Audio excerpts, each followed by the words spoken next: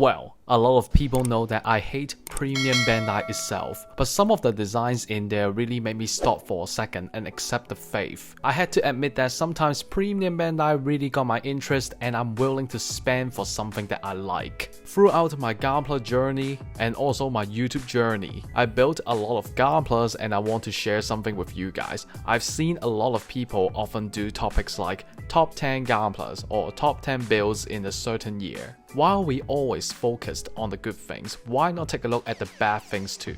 Hey guys, welcome back to Zethythonix channel. Today's video will be top 10 worst premium Bandai I ever built. Keep the following rules in mind. Number 1, this list is completely personal, so you don't have to listen to my advice and experience if you disagree with me. Number 2, if my list contained a design that you like, do remember I only focused on the changes, price and performance. I had no intention on attacking your favorite designs. Number 3, this list only contains what I built in the past. If I miss out some other terrible options, I just never built it before, so I didn't put that certain Gunpla in the list. Number 4, if you want to start a discussion, rational thinking and comment please. Number 5, this list only contains 1 to 144 scale Gunplas. I didn't build a lot of MGs, so I'm not qualified to judge it yet. Okay, the rules has been explained clearly and let's start the video. Coming at number 10, the Jegan Variations. I have one variation in my shelf now and it's the Piko Altidore version. Jegan is one of my favorite mass production designs, but I gotta say its XG performance is honestly terrible. The overall performance is outdated, very bad colors, below average articulations and a lot of big stickers. The Jegan mode is from 2009, which means it's really outdated. I never understand why Bandai don't revive the Jegan because a lot of people are still hoping for a revived version. The MG version is not bad, but to be honest, I'm still hoping for an RG Jegan to bring the true justice. Other than the performance, the amount of PB variations and scalpers price is disgusting. eBay is now mostly selling the Jegan series for $100 or above. Do you really think a 2009 mode worth $100 or over? Of course not. Put your $100 somewhere else. Plus, some of the Jegan variants is just like 1 or 2 part changes. What's the point to spend $100 to buy 2 additional parts? Okay, some of the Jegan P Bandais got additional changes, but the performance is still bad and not really worth your money. Unless the Jegan got a revived version or those variants appeared in MG, I would strongly suggest a strict skip. Number 9, the RG Zaku Variants. This choice is actually very arguable because during my rating every RG video, some comments were assuming I made the RG Zaku look bad. Just because I had a different experience with you doesn't mean that I made it look bad. Personally, I owned 3 RG Zakus, Johnny Ryden's version, Gabby Hazard's version, and the Mine Layer. Overall, it's an early RG, which means it got a lot of problems. All 3 of my Zakus can hardly stand still by themselves and required a base for the best performance. The hand options were poorly designed, the weapon picks were another poor design, very easy to fall out or disconnects. Not only the performance is bad in my opinion, the price is absolutely ridiculous. The Gabby version is costing me nearly $100 and the cheapest premium Bandai option is the Mine Layer, but that cost me another $75 too. I can understand P Bandai being expensive, but with the performance that I saw throughout 3 Zakus, I honestly think that buying the RG Zaku variants is a bad idea. Plus, a lot of variants just simply change the leg parts, backpack parts, minor parts on the chest, and the decals. Do you really think spending nearly double or triple the price now to get some small changes? No, I'd rather spend those money on an RG Togis free. Number 8. RG Wings of Light expansion set for Destiny Gundam. First of all, it's very surprising for myself to give the expansion set a spot in the list. Back in the days before the XGCE version, RG was your only revived version for the Destiny Gundam. Even though the Wings of Light looks amazing for the RG version, the RG Destiny itself is already a huge mess. It cannot stand by itself, the weapons on the back were designed poorly, which led to myself using super glue to make sure the weapons don't fall out. The weapon joints on the back are constantly falling out and the soft legs. Right now the RG Destiny has been sealed in my shelf and I'll never touch it again. The parts were simply too easy to fall out with some small shakes. As for the expansion set, I I spent $150 to purchase it and I'm full of regret. Yes, the expansion set looks awesome, the effect and particle drawings look absolutely fantastic, but how you equip on the Destiny is a true nightmare. There are some spots on the wings for you to connect the wings of light on it. However, I tested it by myself. The connection was extremely unreliable, and if you touch it by accident, you have to adjust the wings again and trying so hard to fit the effects onto the wings. Recently, the XGCE Destiny gave you a lot of effects and the Wings of Light for free. You don't have to go through the painful equipping process anymore, and no more expensive Wings of Light. If you want the best 1-to-144 Destiny, go buy yourself a XGCE version. Number 7. XGBF Dryon III. As much as I hated the Build Fighter Tri, I still love some of the designs in the series. Now, if you picked up the normal Dryon III, give yourself a clap because you chose the right path. The Dryon III is definitely one of my most regretting choices. I really want to refund and spend those $200 to somewhere else. The normal Dryon III is good, you can experience the split mechanics and that big sword is awesome. However, the Dryon III took away all the colors and basically painted into black colors. The only part difference was the gigantic antenna on the face. Right now, the cheapest Dryon III still costs around $130. I don't have to talk much about the Dryon III because this PB is quite dumb. All I have to do is to paint the Dryon III to whole black, dip some gold on the body and give it some blue on the sensors. What's the point to spend that much for a new antenna and whole black painting? Just skip it. Number 6. XGBF Gundam M91. Now, the M91 is actually a very good design. I love the appearance, but guys, the performance is terrible. The only positive thing I can think about the M91 is the articulations. At least it's up to standard. The colors were absolutely a mess and a lot of parts were just plain white. I mean, come on, this is a premium Bandai and those white parts were new modes. Why can't Bandai just color them and at least attempt to make it look better? Not only the color separation is below average, the stickers were another problem. It's not even sticking that well and they are large stickers. Seriously, the M91 is not a cheap P Bandai and yet I'm spending $70 to buy myself a sticker hell and supporting Bandai's laziness. Looking back now, I really think that buying M91 is a bad choice. The design looks awesome and extremely well done, but Bandai always shoot themselves in the foot. Their laziness destroys a lot of great P Bandai designs. If I'm you, I would spend the $70 to buy myself another good P Bandai or some great early MGs. Number 5. The XGUC Rigdius 1.5 version. Recently, Premium Bandai announced the early production color Rigdius.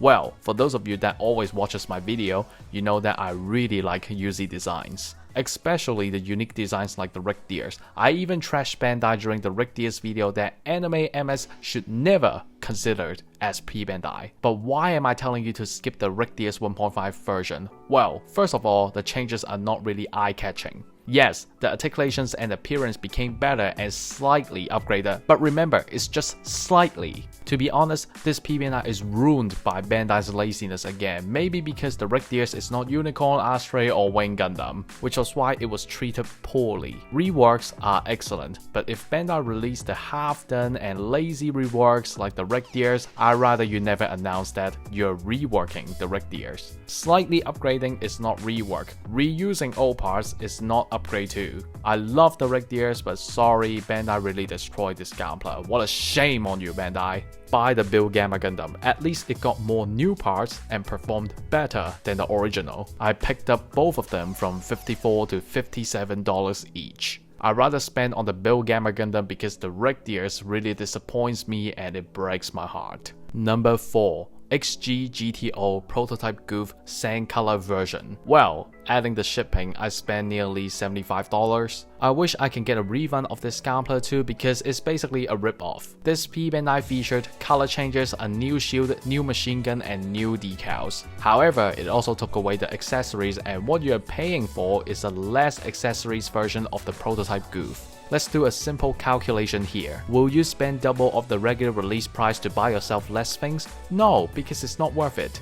buy yourself the regular version. It got more things for you to pose and the colors really don't matter. Skip this rip-off goof. Number 3. XGBF Kirara's Gerbera Tetra. Another top tier regretting choices. Back in the days, I don't really know which P Bandai you shouldn't buy because it's a rip-off. I purchased this P Bandai for around $150. It's not that bad, but the value of this Gunpla is nothing. The only selling point is the blush effects to let you stick it on the Venus Renashkita and Gerbera Tetra, sort of giving you the anime vibes. Unfortunately, I lost the box and I don't know where I put the parts and stickers of it, so I can't show you the blush effects. Anyway, that blush effect sticker is the only new thing. Seriously, why did I bought this back in the days? I feel like an idiot now. Other than the colors and extra blush stickers, the Gerbera Tetra itself is not a very good XG. Especially the articulations were pretty limited in my memory. If you want Gerbera Tetra, buy the regular version and please don't be an idiot like myself. The Build Fighter version is a top tier rip-off. Number 2. The Crossbone Gundam or Gelgoog Variants. Now, for those of you that watches my videos from my first year, you know that I got the Crossbone Gundam set except the X2 Kai and full cloth. For the Gelgoog variants, I got 3 of them, which is the Gato version, Shin Masnaga version, and Re-Gelgoog. Why am I listing both series in one rank? Because I had a very tough time to choose who should be number 2. Both series were equally terrible. Let's start from the Crossbone Gundam. Sticker held just like the M91, very bad cloak design. I have proven in my reviews that the XG Crossbone Gundam's cloak is extremely hard to equip correctly. The additional weapons from X3 or X2 is another mess. Plain colors and lazy works. How come Crossbone models are so bad in XG or AMG? Come on Bandai, throw your RG variants out. Not only the performance is terrible, its price is sky high too. I spent nearly $600 on all of my Crossbone models. RG already outperformed the XG set and there is no point to buy it anymore. Just skip the Crossbone XG set completely and endure. Wait for the RG versions. As for the Gelgoog, not only is very old, its plastic is extremely fragile too, especially on the hands. All 3 of my Gelgoogs got broken hands or white lines. The Gelgoog is just like the Jegans, urgently need an upgrade and shouldn't be ignored. It's funny that MG already got 2.0 and XG is still stuck at this crappy stage. Gelgoog is suffering from the same problems, which are color separation is terrible, very outdated articulations and technologies. Unless Bandai make a revived Gelgoog, otherwise you can give up about the Gelgoog line because spending nearly $70 to $100 on an outdated mode is not a good idea. Also, most of the Gelgoogs don't have a lot of changes, which gave you another reason of not purchasing it. Just text for Revive XG Gelgoog and Dom. Ladies and gentlemen, let's welcome our champion of the day, coming at number 1, XGAZ Gundam Geminass 01 and 2. Maybe a lot of you are scratching your head and asking something like, why a recent P Bandai is the champion? It's time for me to explain properly. First of all, as a 100% new mode, its performance and structure are poorly designed. Not only the limbs will often disconnect and disassemble during posing, the structure is very poor too. The chest got a ball joint which will pop out whenever you turn the upper body. The shoulders ball joint were lack of depth and failed to fit into the polycap. Overall, the whole model felt extremely unreliable and floppy. For a Gunpla that was manufactured in 2020, this is unacceptable and further proved my point. If it's not Unicorn, Astray or Wing Gundam, Bandai won't put in some real effort and brains to make it good. Their attitude and action towards the Geminass are absolutely disgusting and lazy. G-Unit is a famous manga series too, and yet they had to screw it up. Geminass is one of my favorite Gundams and one of my earliest Gundams. To put it on the champion spot, it honestly made me very angry and sad. I can't express in a good way now, but you can watch my review and feel my anger. Wait, there's more. Don't close the video yet. I have some options that I'm unable to list them into the top 10 list, but they should be mentioned and you can swap them into your list. First one on the honorable mention list is the Lightning Zeta Aspros. The Gunpla performance is quite above average, so there's nothing wrong about it. However, it was another color trap again. Other than the colors, you will only get one extra waterside decal as new item. So the reason is pretty clear and you can skip this and get the regular regular version. Second one is the Qubeley Mark IIs. The reason is straightforward. The Qubeley Mark IIs were basically the revived Qubeley but painted in dark purple or red, also adding the Xeon logo. Honestly, the best and cheapest option is to buy yourself some spray cans and Xeon waterslide decals. There's no need to spend double to get yourself those Mark IIs from the internet. Third one is the Power Rider Space, Ground and Todescritter. I don't have the Todescritter yet, but the internet pretty much showed me a lot of things. As a new mode in the premium Bandai, the color separation is comparable to M91, which is very lazy and clearly showing that Bandai don't care about its performance. Let's focus on the space and ground type. Both of them featured a lot of small and unfit stickers. Not just the Power Riders are sticker hell, the parts are lazy too. Both Power Riders' shield is purely created by stickers.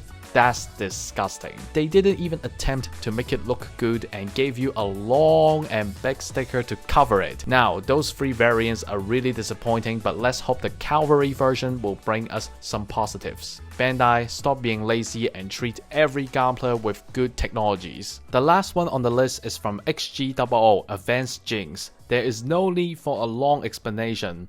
All the XG00s, except Pluton, got bad separation, bad articulations and unfit stickers. We need every design in double to get a revived version. The Jinx is just like the Jegans and Gelgoogs that I mentioned before. Very outdated and definitely need a nice rework. But I heard that the MG version is not good too. If you know about the MG version, share your experience with me too. Alright, thanks for watching and you can share with me about some of your worst choices too. This list is sort of like an advising video, but at the end of the day, I still hope that I can always treat every single Gunpla with passion, brain and heart. Just because they are not Unicorn, Astray, Wing Gundam or RX-78 doesn't mean you can throw these kinds of BS on our faces and act like you're generous. I'm not a premium Bandai supporter, but if you're gonna make these premium things, at least show us that you try to make it look good. I hope in the future we'll see 0 bad P Bandai Gunplas. And I truly hope for the next couple years and in the future, I don't have to make another bad P Bandai list again. Like this video, make sure you subscribe to me and hit the bell next to it.